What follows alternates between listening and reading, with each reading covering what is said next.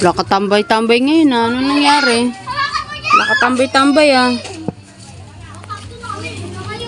Oh, nangyari dito kay Rigor. Ngayon ko lang nakita to ah.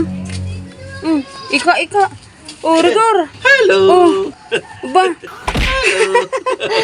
Pilay-pilay na pero may diskarte pa din. Hindi kasi nagkasya kay Ining. Nagkasya. Bakit? Sa Lunes na yung pasukan, bibilang ko na lang siya ng bago. Oh, ngayon? Kunin mo na lang to. 200 na lang. Uy, ba't ngayon ka lang nagpakita? Anong nangyari sa'yo? Arthritis. Nag-arthritis ka? Oo. Nakakain ng hilaw na laman. Bawal pala yun.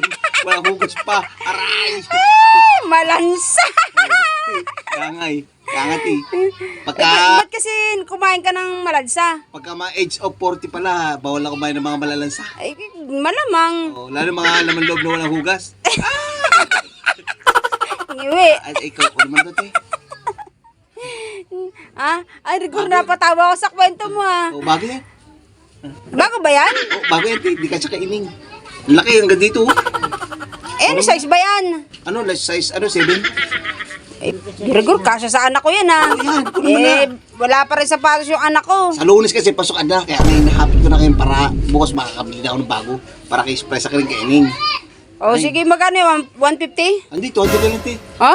450 to, siyempre, alam mo naman, suki, buti ka, nababagsakan ka ng mga anumang mga items sa binibenta. Sigurado ka ba dyan, Rigor? Bago pa to? Bago yan, pati swenas, bago yan, Ayos SM ah. binili yan sa SM.